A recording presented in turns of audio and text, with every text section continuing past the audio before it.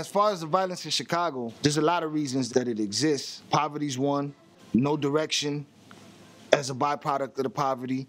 A lot of shot callers went to jail. A lot of dudes from the 90s went to jail. There's no leadership out there.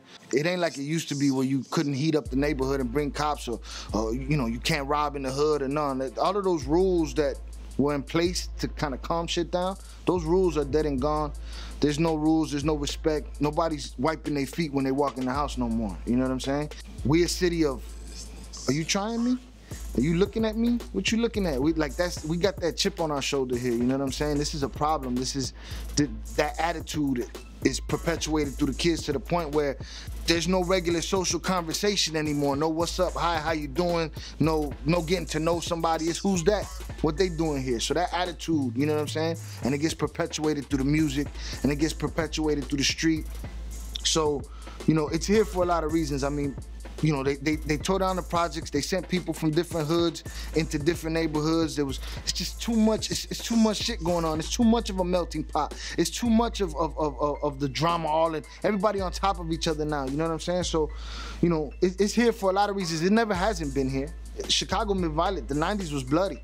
You know what I'm saying? It's just now, it's at least then, you know how people used to joke and be like, oh, it was over a girl or this and that. Now there's no reason. Now you could be the random dude at the red light and the dude that's next to you just feel like blowing your brains out, and it happens. As far as an answer for it, I don't think gun control is an answer for it, you know what I'm saying? I'm of the belief that you know, you put more good people with guns on the street and you got your own little security system going on, you know? So I don't believe that the guns is mainly the problem. The guns getting in the hands of these kids, that's a problem. That's a pipeline somebody got to figure out. That ain't got shit to do with, you know, just regular street shit where they drop, what they say on the internet, they're dropping off crates of guns in the hood. Maybe that's happening, maybe it's not. But I think the schools gave up on the kids. Teachers don't give a shit about these kids no more. Teachers would probably give a shit if they were able to pay their bills. You know what I'm saying? As far as the violence and fixing it, I think you can only do it, you can't fix what's been done. You can only fix what's up ahead. And that starts with these kids. And if you change these kids' minds and you try to give them something else, we all come from a struggle. We don't want them to deny their struggle. We want them to be conscientious and make decisions. That's the most important thing you do every day.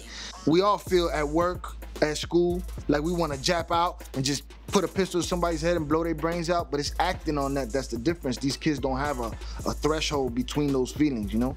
So if you change these babies, man, you teach these babies how to be compassionate, even in a non-compassionate situation that they're in, if you teach them a little bit of compassion, I think that shit'll go a long way and it'll infect the generations, hopefully. Because that's the only hope I see, man. Sometimes I feel like there is no hope, man. Like it's just gonna be a river of blood and everybody under 30 is gonna die. You know what I'm saying? That's how Chicago feels. So, I don't know the answers, though. Me coming up, like everybody else would say, you look up to the neighborhood drug dealer, you look up to this guy, you look up to that guy.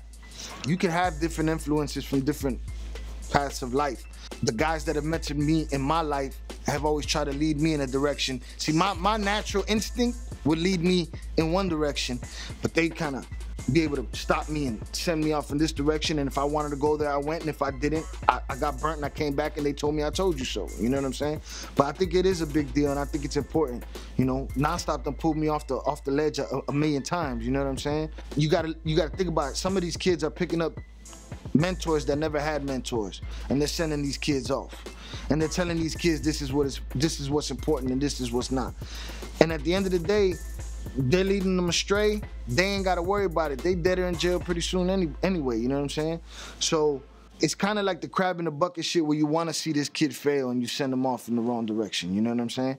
So it's important to have somebody in your life. I don't care if he's a bus driver that, you know, that says hi to you every morning, you know what I'm saying? If you're a kid and you need to talk to somebody about going over the edge, go find somebody responsible to talk to. Somebody who keep a job, who keep food on a family's table, you know what I'm saying? Those are the mentors to look for.